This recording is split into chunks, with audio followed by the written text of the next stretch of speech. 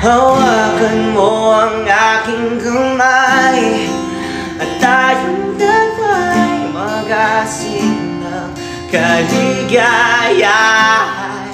Bitawan mo ng salita, ako ay handa lang tumapak sa lupa. Mga kapamlat, tapos na ang paghihintay, nandito ka na, oras ay naiinip. Magdahan-dahan, sinasamsam bawat gunita, na para bang tayo'y di natatandahan. Frontage to ng 6, 5 excuse, frontage ng 4 ito. Frontage ng 4, frontage ng 3 ito, 2, frontage ng 2, frontage ng 1. Ayun, doon sa nagbibidyo na. Yan po yung buyer natin ngayon. Magpapareserve na po agad ngayon. May dalang pera. Muling mapagbigyan, tayo'y muling magkasama. Ang dati ay baliwala. Hello mga kapamlat. Ayan, nandito po tayo ngayon sa Ragay, dito sa Sinabdivide na beach. Kaya lang mga kapamlat, ubos nito. Halos isang buwan pa lang, wala na pong available at maraming nagagawan. So may mga hindi po na nakakuha at mayroon pang mga nag-inquire sa atin. So yun, nasabi ko po sa nagsasubdivide. Ang good thing mga ka-farmlat, ito pong karatig, yan sa may pinagparkingan ng sasakyan, yan po yung bago nilang ino-open. Papakita ko po sa inyo mga ka-farmlat. Kaya paunahan, ayun, may kasama po akong buyer agad. So dinala ko na dito. Mukhang interested po sila. So sa ngayon, hindi pa po ito nasusukat ha. Pero ito frontage to na 100 meters at hinati sa 6. So tinansya ko na muna, binilang ko muna by hakbang. So ito yung first lot. Ayan. Tabi po siya ng creek pero malinis po yung creek. Hindi siya dumihin at wala naman pong magdudumi dyan kasi wala naman masyadong bahay. Isang bahay lang po nandyan. So yan pala sir yung yung isang sinabdivide na ubos na. Oh, yan malinis na. Ayan, malinis na yan. Ayan. Apo. So ito yung unang slot. Ayan. Mula po dito hanggang dyan po yan. Makikita nyo po dyan. Yan. Ayan. Mula po dyan hanggang dito. So 16 meters po. So pagtabing creek possible 17 po. May additional na frontage. Ano po? So ito yung front nya. Tabing kalsada. Ito po yung nasasakupan niyang farmland area. Ayan. So, ang kagandahan mga farmlat sa area na to, flatted ang area, puro flat yan, may source ng kuryente, tsaka ang ganda po ng kawayan, yung matitibay na kawayan yan, yun nasasakupan. Tapos kapantayan po yan dyan. So, ang good thing dito, compared din dun sa unang sinabdivide, eto mga ka-farmlat, pantay siya, flat land. Yan ang pinagkaiba nitong bagong sinasubdivide. Although mas maliit yung frontage niya, pero mas maganda yung pagka-structure ng lupa niya. Ayan, kung makikita nyo, puro kawayan doon. Yan, mahaba po yan. Puro flat. And pagdating po doon sa likod, silipin natin. Mamaya na tayo sa dagat. Ayan. So puro flat area po siya. Ayan. Then pagdating dyan sa likod, banayad na po siya na hili. Ano po? Ayan. Kaya kung sakaling lumakas man ng dagat, may pagkukublihan po kayo. Pero hindi naman po lalakas ang dagat yan dahil papakita ko mamaya, napapalibutan po siya ng bundok. Ano po? Yan. So balik kapantayan po. And ang karatig po niya, yung second lot, ito naman yung mga kawayan ng masasakop. Second, ito yung first, second, at yung third at fourth, yan, masasakop po sagingan na may mga nyog. So balik po tayo sa harap. Ayan. So, hindi pa nasusukat, mas maganda mauna tayo. Kasi limited slot po ito. Paunahan to, baka tayo maubusan. Ayan, sasamantalain na natin na mauna tayo. Kasi naubusan po yung ating mga inquiry. Ang nabenta lang natin dyan, 2 slot. Ayan. Napakaganda po mga ka-farm lot, oh. Mahaba yung flatland area. So yan, lot 1, mula dyan. Ayan, ito yung lot 2. Yan yung sasakyan ng buyer natin ngayon. Kapatid po ang nag-tripping. Ayan, kausap niya yung buyer. Mukhang interested po sila. Ayan, kasi maganda naman talaga. So ito po yung nasasakupan ng lot 2. Yung kawayan na yan. So ito yung area niya. Ano po? So i-check naman natin yung frontage dito. Ito po, buhangin siya. White sand dito kaya lang. Hindi ganun ka white, white brown. And puro pebbles po siya. Hindi siya yung batong pangit. Pebbles po yan.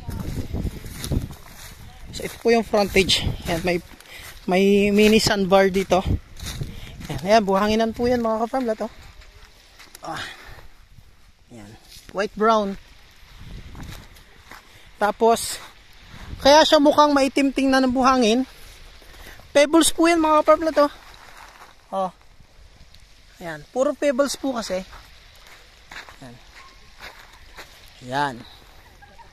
So, yung tubig malinis din naman. Check nyo po yung tubig. Ayan, mamaya dun tayo. Oh.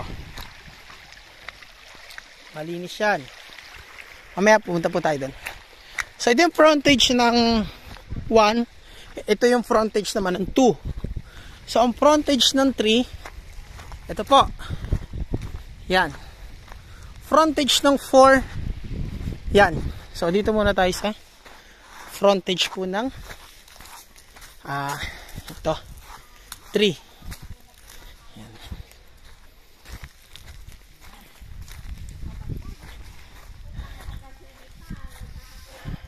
Ayan mga ka-farm lot, ito po yung 3. Mula po dyan, yan, sakto pong kasalukuyan nililinis nila hanggang dito. Yan. So yung sakop niya rin dito, may konting sagingan na nasakop, nyugan, flatland, tapos kawayan. Ayan. So ayan po ang tawag dito.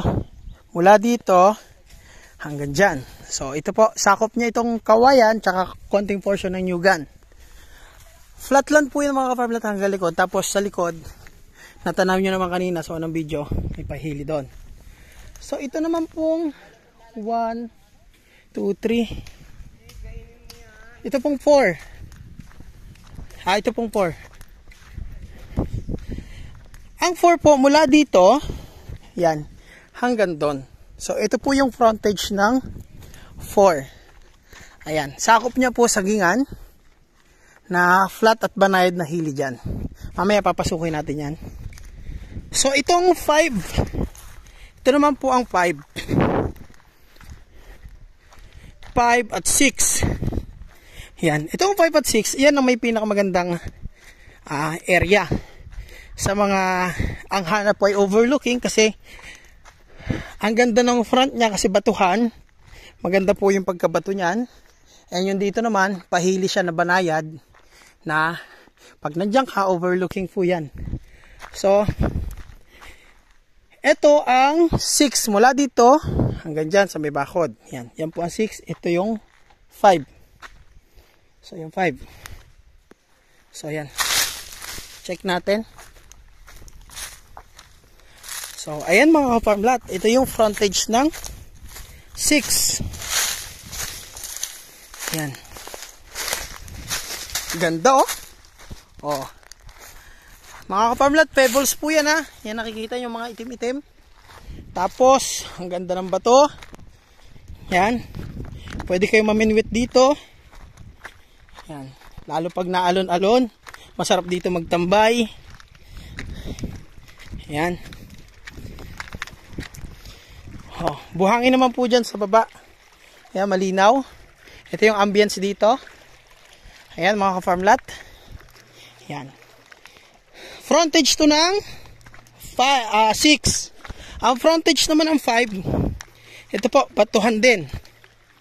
Yan. batuhan. Maganda dito pag high tide. Yan. Dito kayo pupwesto. And yung gusto nyong buhangin, aabante lang kayo, buhangin po dyan sa baba. Yan, hindi tayo makalusong. Pero malinaw po yung mga farm lot. Yan. Maganda yung pagkabato niya. So ayan, frontage to ng 6, 5, excuse, frontage ng 4 ito. Ayan. Frontage ng 4. Frontage ng 3 ito. 2, frontage ng 2. Frontage ng 1. Ayun, doon sa nagbibideo na. Ayan po yung buyer natin ngayon. Magpapareserve na po agad ngayon. May dalang pera para sa slot natin. Yan. Yung slot na yan. Yung kauna-unahan na video natin. So, nilagyan lang muna natin ng imaginary na sukat. Kasi, madali lang naman. Ang ganda ng mga pebbles dito mga kaparm na to. So, yun. Pag ang gusto nyo, puro kapantayan, I suggest yung lot 2 and 3 na lang. Kasi yung 1, ano na doon, based dun sa video ha, mga ka-farm lot. Nagpa-reserve na sa 1. So yung 2 and 3, yan, kapantayan po yan. Yan ang 2 and 3. Ito yung 4. Ito yung 4. Yan, 4. Yan, ito yung 5. So, pag umakyat naman tayo dito sa 4 and 5, ito yung itsura. Yan. Ito dito malilom. Pahili siya. Ayan.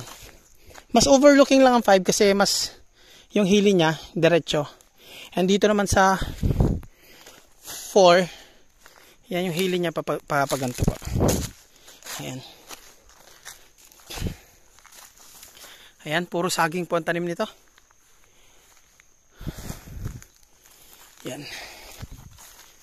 Sagingan. At least makita nyo yung likod ng mga lote. Yan, ang kapantayan po ay lot 432. Yung pahili sa mga gusto ng overlooking, lot 6 and 5. Yung 4, yan, may banayad na hili dito sa 4. Yan. Maganda rin naman. Yan, mga saging. May mga buko. Yan. Medyo ayos din naman doon. Yan. Hindi siya ganun kataas, paburol dyan. Yan po. So hanggang dito na lang muna. Yan. Tingnan natin pa dito. Kung ito malilinis mga farm lot, itong 5, napakaganda nito kasi overlooking to. Subukan natin. Yan. Yan o. Dagat na yan. Overlooking na dito. Suka lang. Pero panalo. Yan. So pag nalinis to lalo, mas maganda.